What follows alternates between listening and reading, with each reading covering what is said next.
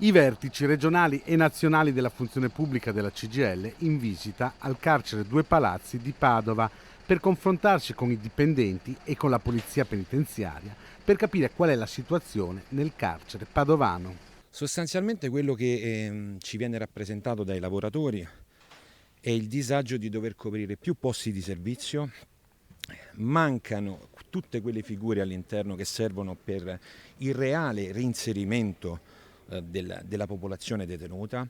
C'è un disagio per il personale di polizia penitenziaria che di fatto vive in una situazione di totale abbandono da parte del Ministero, dove ancora oggi sentiamo parlare di progetti da parte della ministra Cartabia, ma di reale non è avvenuto niente. La drammatica ormai situazione occupazionale, diciamo, che riguarda sia la polizia penitenziaria ma soprattutto quella fascia di amministrativi, diciamo così, per cui educatori, assistenti sociali.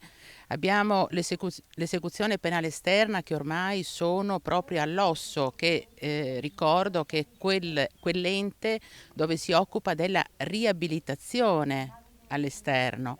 Allora noi chiediamo anche che non siano un'attenzione, ma è proprio una cosa emergenziale, perché comunque tutta la partita del Covid ha accelerato e ha aggravato uno stato anche sociale. L'insufficienza di organico oramai è cronica. I numeri, anche in una realtà come quella padovana, portata ad esempio su scala nazionale, sono preoccupanti. Su Padova abbiamo una realtà di gestione molto avanzata. C'è una carenza di personale perché parliamo di 286 persone attualmente amministrate, ma ne sono previste 389. Una popolazione detenuta di circa 600 detenuti, quindi siamo comunque sopra la soglia di tolleranza. Noi siamo sotto oltre il 40%, per cui vuol dire che sono 20 anni che non si fanno assunzioni.